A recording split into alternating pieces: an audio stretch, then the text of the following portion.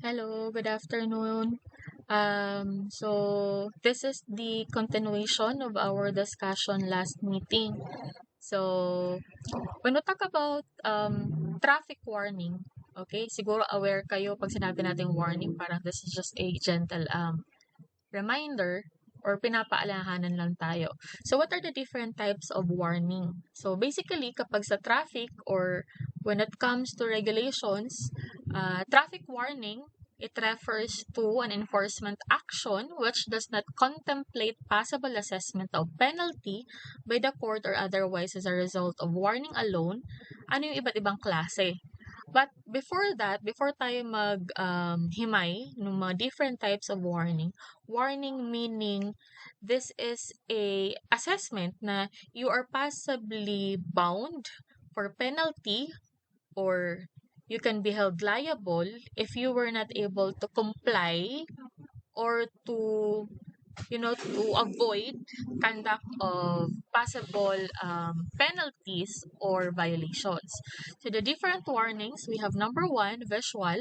It is usually used when you have observed a minor violation but are more importantly occupied at the moment, indicate by gesture of the hand and or the head. So visual warning, okay, nakita. Okay?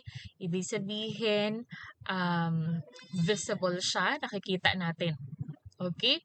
So, pwedeng by means of gesture ng kamay, ng ulo, or pwede rin naman natin sabihin na yung mga nakikita natin is visible signage that is also an indicator of caution or preventive measures. For number two, we have verbal warning. Verbal meaning it is a form of safety education. Explain to the driver or to the violator the law he violated and the hazards of such violations. So minsan kasi there are a lot of users ng motorcycle or sa highway or in relation to traffic violation, minsan nakikipag-argument pa, nakikipag-argue kasi hindi nila alam yung kanilang violation. So it is very important that there should be a discussion or education at some point na kailangan pinapaliwanag what is the grounds of stating a warning or ano yung mga possible reasons or basis bakit pa siya sinita, bakit siya pinara, bakit siya tinikitan. So prior to the implementation of any of those, it should be educated or kailangan dinadiscuss ano yung kanyang violation. For number three, we have written warning. It is a combination of verbal warning and citation. So yung mga nakaka-receive na ng ticket, okay, that is an indication or that is a proof that you receive a written warning because of the ticket or the citation. At the same time, bago mo na-receive dapat yan, it should indicate also yung verbal warning. Okay? Kasi habang sinusulat dapat ng enforcer yon, he is discussing to you what is the reason. Okay? Next is decision on enforcement. In determining what enforcement action to be taken, whether you arrest, cite, or warn the apprehended violator, consider the following. So, ibig sabihin, in relation to warning of the enforcement or the traffic enforcer, it has something to do with the different types. Okay? Pinaka-worst is you are arrested, okay? Or pwede namang citation or you will receive a ticket, or pwede namang verbal warning or di kaya visual warning. Okay? In relation to those violators or users ng traffic natin or ng ating kalsada na hindi marunong sumunod sa policies or guidelines. So what are the different factors to be considered? Number one, the degree of violation. Gaano ba kalala? Pwede ba siyang worse ba siya or pwede naman siyang makuha into humanitarian discussion? Pagsasabihan, pangangaralan. Okay, it will depend on the degree of violation. Pero kung meron ng involved na nasaktan, meron properties that has been damaged, syempre ibang usapan naman yon. Number two, the accuracy of observation. Nakita mo ba ng plain? Nakita mo ba or baka you are confused, baka hindi ka sigurado? So it should be considered. Okay? Number three, we have the traffic and weather condition. kapag sobrang bigat na nga ng traffic, tapos may konting ano lang, palalakihin mo pa. So, there are a lot of factors to be considered. Okay, so again, for the number 3, we have the traffic and weather condition. So, this is very important, diba, pagdating sa weather, okay, ano lang naman yan Minsan kasi, the time or the weather condition matters, lalo na kapag sobrang init or sobrang lakas ng ulan. So, syempre, may mga discretionary factors din na kailangan i-consider natin. Lalo na kung zero visibility naman na. So, what do you expect? Gusto mo ba nakikita yung mga traffic enforcer sa kalsada? Or kapag sobrang tirik naman ng araw, syempre, there are a lot of factors to consider. And we have also to ensure, of course, prioritize natin yung safety din naman nila. Because, of course, they are also human being. Diba? Next is evidence gathered. Okay? Syempre, we are all criminology students. Kailangan natin i-consider din ano ba yung evidences na meron or available para mas makita natin what is the degree, diba? Ano ba yung nakikita natin na basis.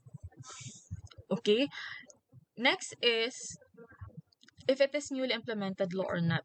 Okay? Kung lalo na yung pinaka-luma or pinaka-common is yung driving without helmet. Diba? Yan, napaka-ano na yan. Dapat golden rule na yan sa lahat na kapag ka sasakay ng motor or di kaya gagamit ng motor, it should be consider na kailangan may suot kang helmet for your safety.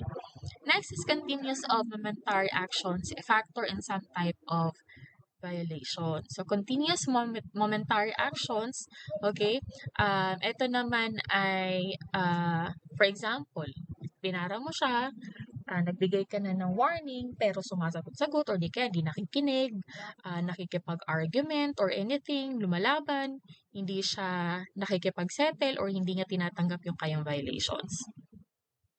Next is, pursuit and traffic enforcement. Pursuit is a part of the apprehension of violator. In general, a driver who is aware of this violation will stop his vehicle when signaled to do so. Okay, so yun yung dapat din natin i-consider, You should be aware, you should have your senses, diba? Good senses na if you have done something wrong, you have to admit what has been done.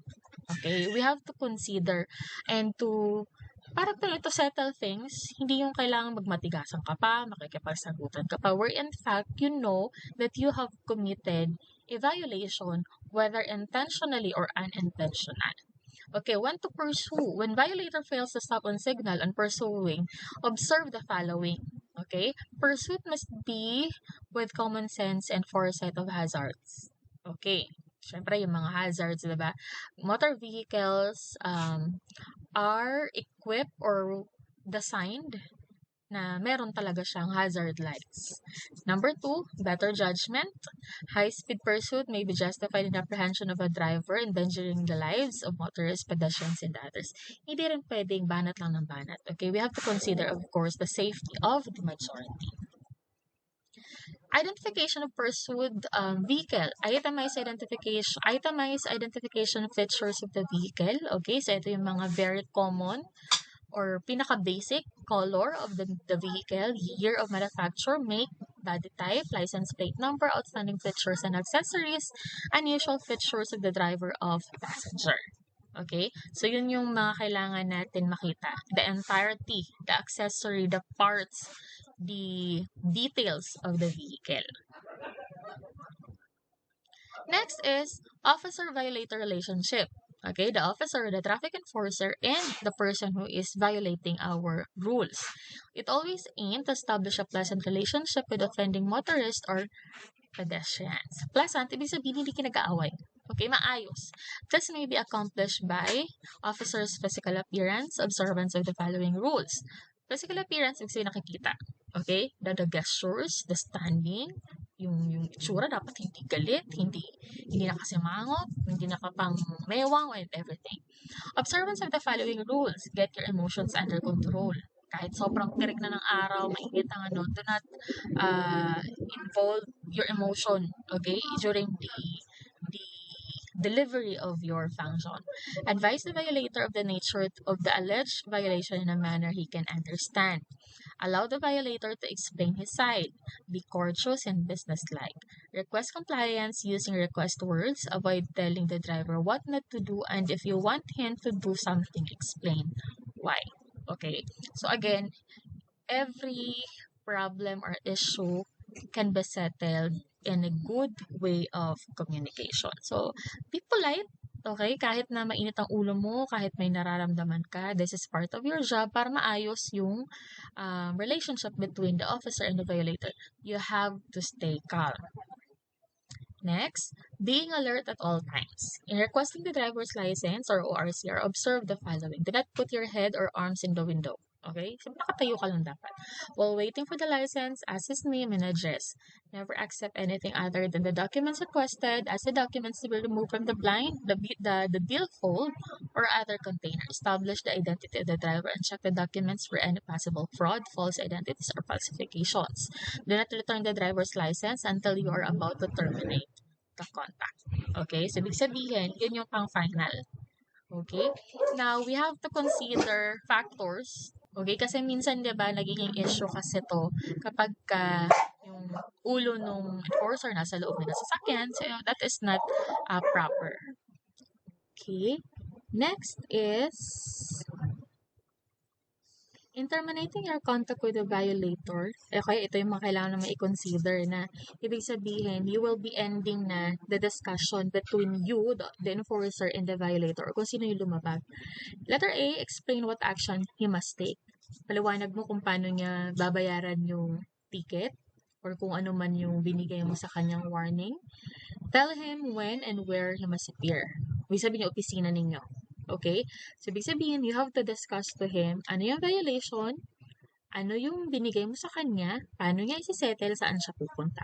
Don't discuss probable bail or penalties. Okay? So, ibig sabihin, aware siya, since binigay mo siya ng warning, ang interpretation nga, isi-settle niya yung problema niya.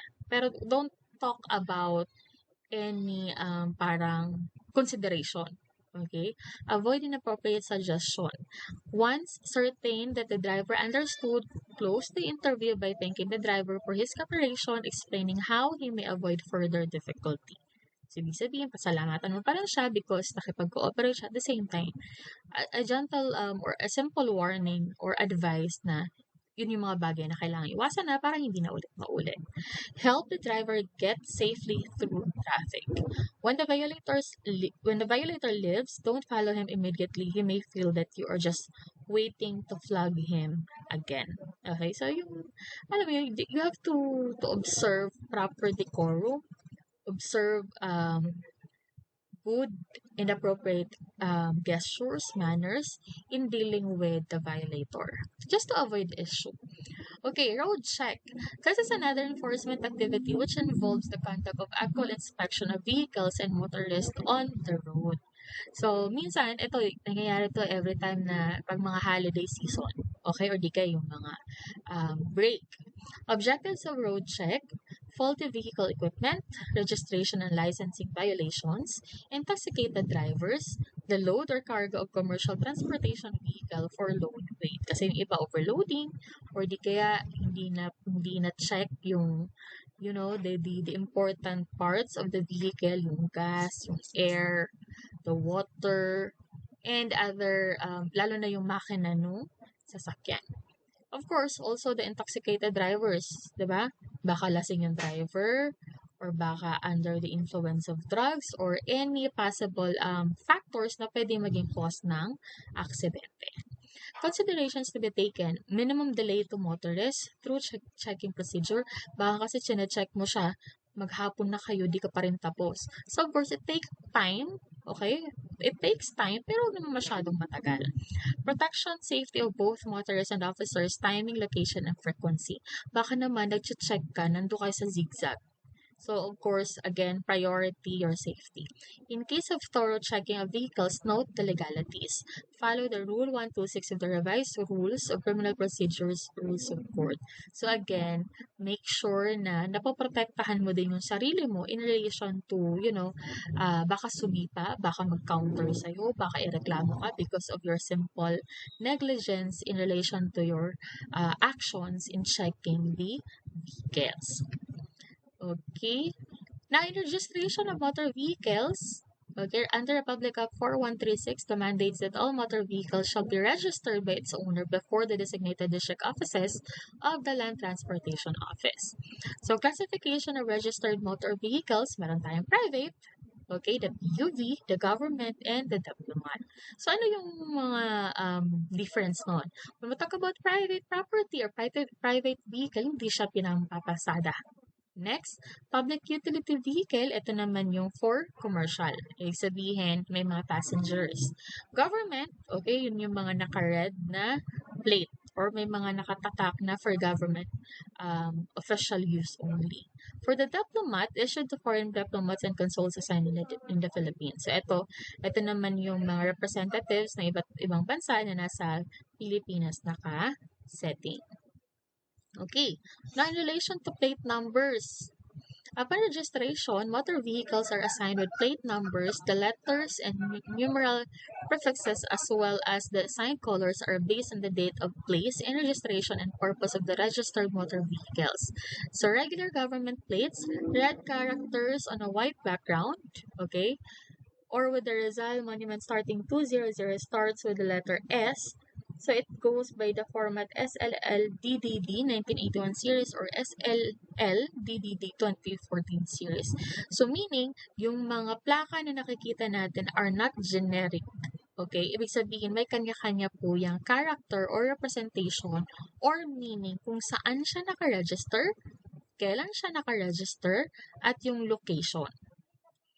Okay, so protocol, high-ranking government plates. So, ito yung mga, para lang well-guided kayo na pag nakita nyo yung mga plate na yan sa mga sasakyan, sila yung mga possible na nakasakay.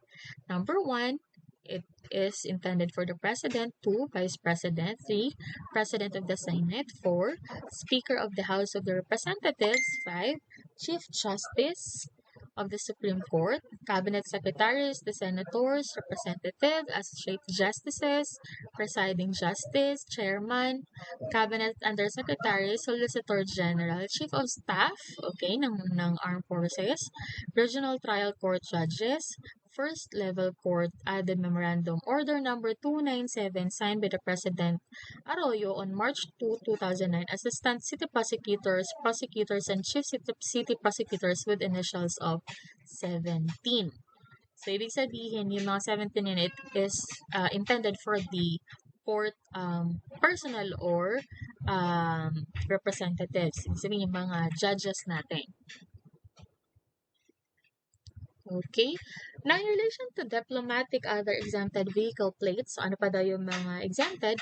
Blue characters on a white background plates reserved for diplomats. So, itong, again yung white ang background, pero kulay blue yung plaka, that is intended for the diplomat.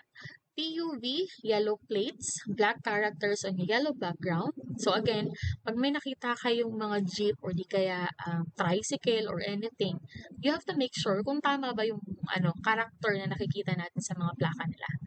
Private vehicles, the plate contains green colored symbols on a white background or reverse, white symbols on a green background. On newer vehicle, the first letter usually indicates the region where the vehicle is registered. For example, if the plate begins with the letter N, the vehicle is registered in NCR. So, may mga nakikita kayo dyan. For example, sa province, pero nakalagay NCR, meaning yung sasakyan niya was acquired in NCR or sa Metro Manila.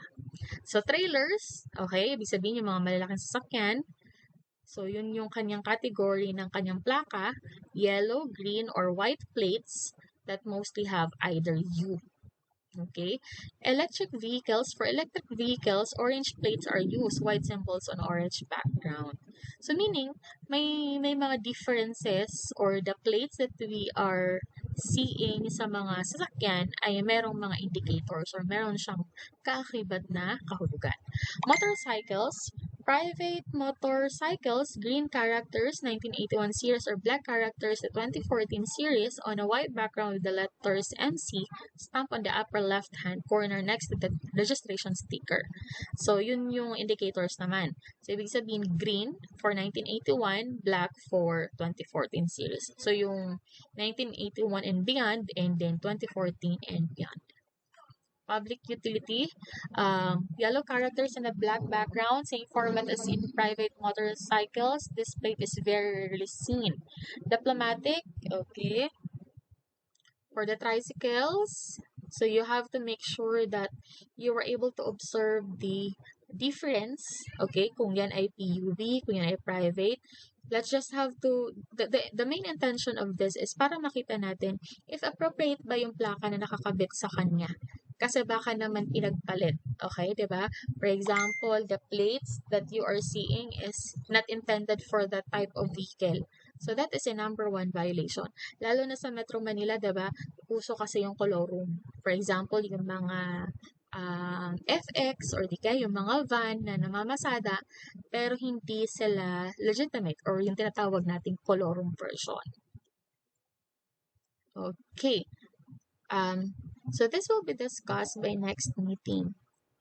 Okay, let me just have a indicator or a warning para alam ko yung kailan ang saan part. Oh, wait.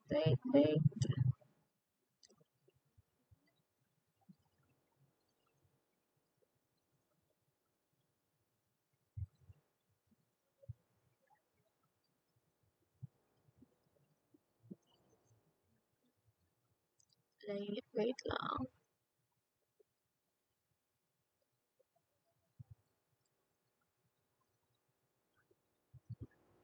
Okay.